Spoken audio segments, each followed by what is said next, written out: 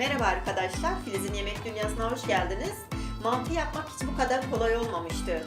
Eli oklava tutan, hamur açmasını bilen herkes kolaylıkla bu mantıyı yapabilir. Farklı bir yöntemle mantı yapıyoruz bugün.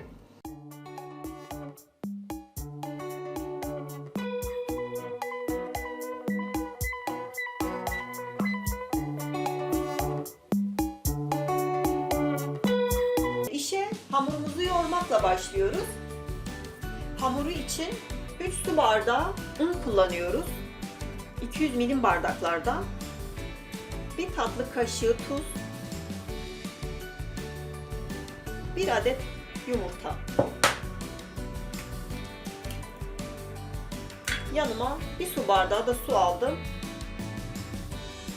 Suyumuzu kontrollü ilave edeceğiz.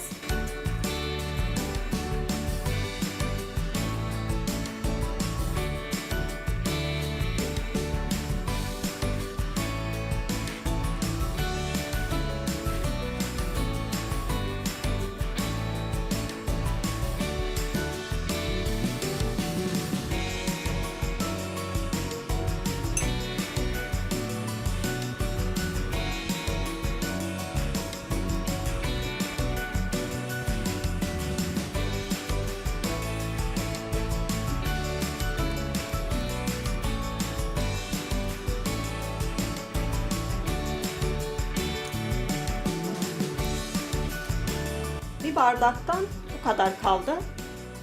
Siz yoğururken de suyunuzu kontrollü ilave edin. Yumurtanın büyüklüğü, küçüklüğü de değiştirebiliyor. Çünkü biz yumuşak bir hamur elde etmek istemiyoruz. Fazla yapmak isteyenler malzemeleri arttırabilir. 6 su bardağı una 2 adet yumurta ilave edebilirsiniz.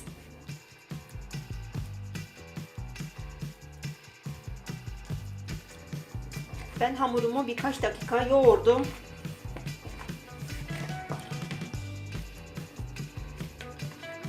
Bu şekilde 30 dakika kadar dinlenmeye bırakıyoruz. Hamurumuz dinlenirken biz de bu arada iç harcımızı hazırlayalım. 3 adet kuru soğan. Benim küçük olduğu için ben 3 adet kullanıyorum. Sizin soğanlar büyükse 1 adet kullanabilirsiniz. 250 gram dana kıyma. Baharat olarak da 1 tatlı kaşığı pul biber, 1 tatlı kaşığı tuz, 1'er çay kaşığı karabiber, toz biber kullanıyoruz. Soğanlarımızı rendeliyoruz.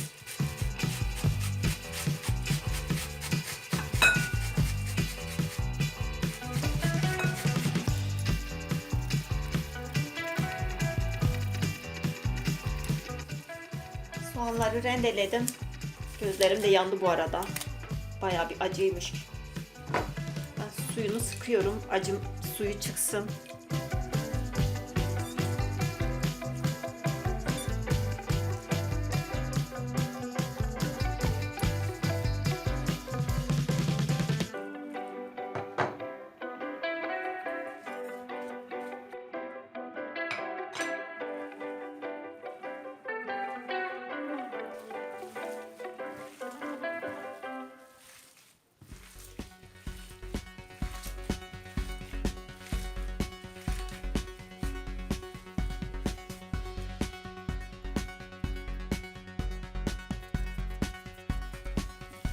Etimizi baharatlarıyla buluşturduk.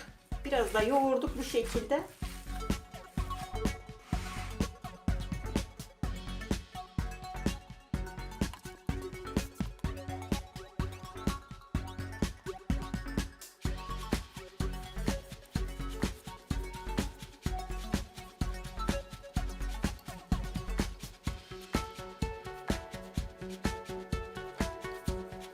Hamurumuzu 30 dakika beklettik. Şimdi beze yapıyoruz.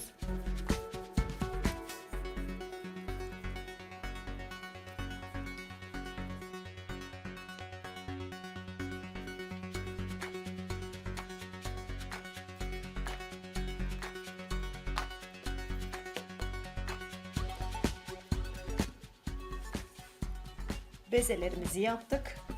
Şimdi de yufkalarımızı açıyoruz.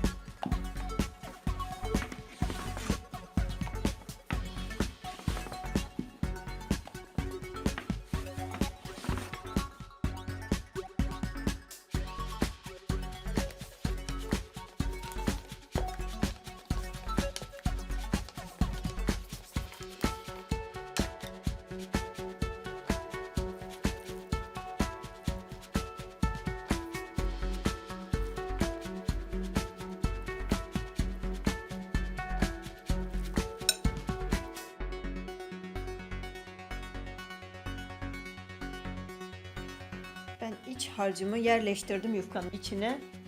Böyle etrafını bir fırça yardımıyla ıslatıyorum. Hafif hafif.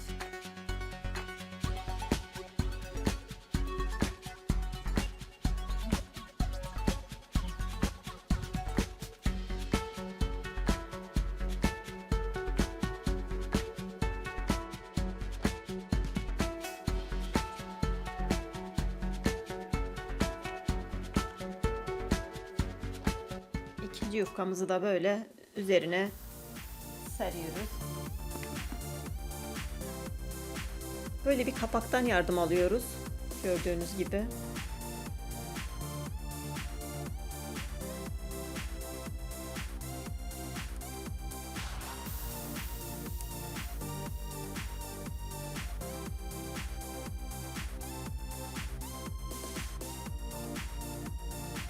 Artık bundan sonra nasıl yapacağım diye dert etmeyin. Bir kapak yardımıyla kimseye muhtaç olmadan bu şekilde yapıyoruz.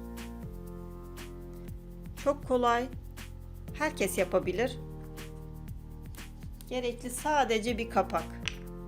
Herhangi bir kapak olabilir. Boyutu size kalmış.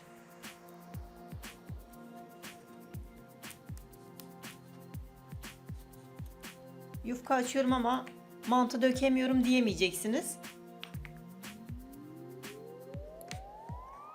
Tembel gelin mantısı da diyebilirsiniz bu mantıya.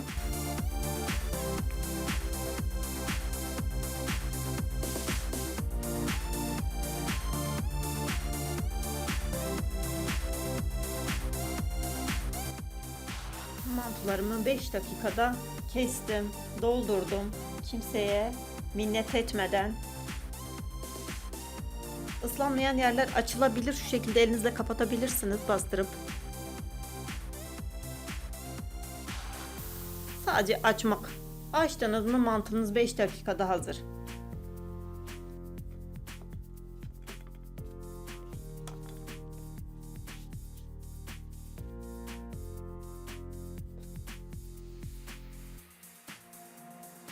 Kalan hamurumu da açtım. Yine bir kapak yardımıyla kesiyorum.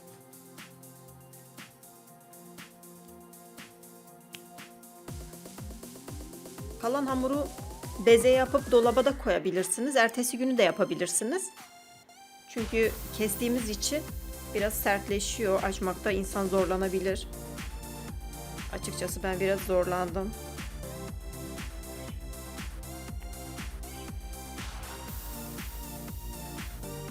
Bu şekilde kestiğim hamurumu bu şekilde de yapabilirsiniz.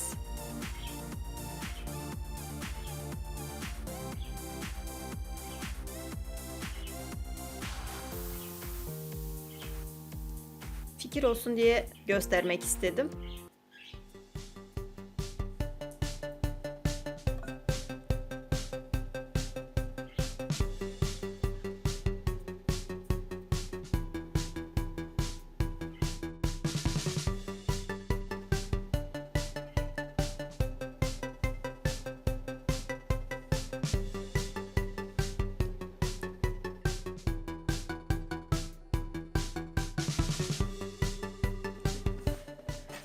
Kalan hamurlarımı da bu şekilde yaptım.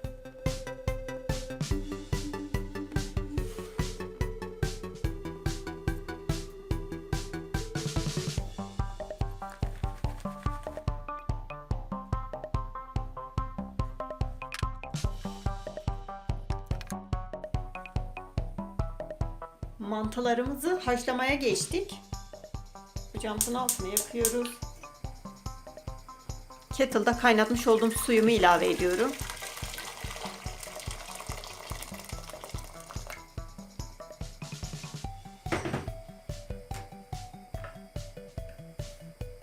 Bir yemek kaşığı kadar tuz ilave ediyorum. Yapmış olduğumuz mantılarımızı ilave ediyoruz.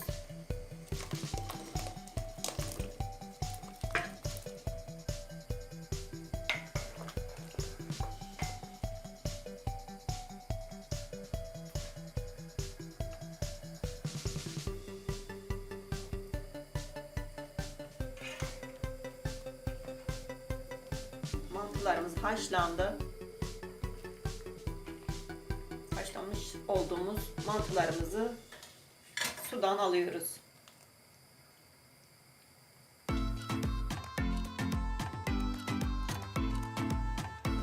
Mantımızın üzeri içinde bir yemek kaşığı tereyağı eritiyoruz.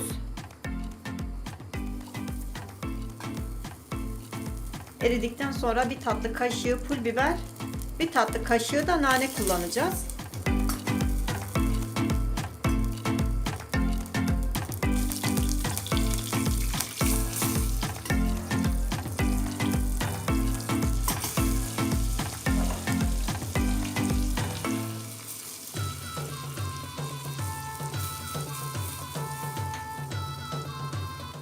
Mantımızın üzeri için sosumuzu hazırladık.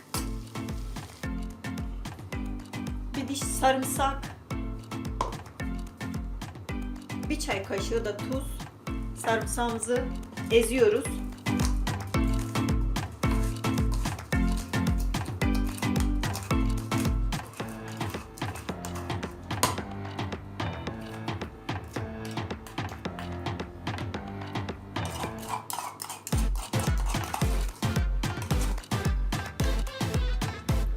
Su bardağı da yoğurt kullanıyoruz. Sarımsaklı yoğurdumuzu da yaptık. Mantımızın üzerine gezdireceğiz.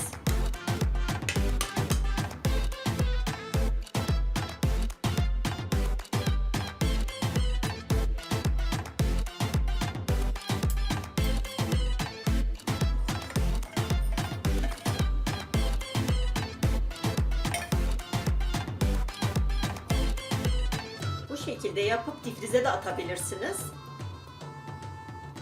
Çok basit bir mantı tarifi. Yapmanızı tavsiye ederim. Kesinlikle zorlanmayacaksınız. Herkes yapabilir. Mantımız servise hazır. Wow!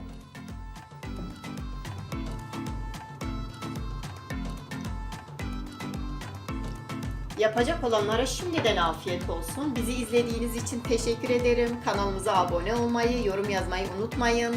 Sevgiyle kalın. Hoşça kalın arkadaşlar.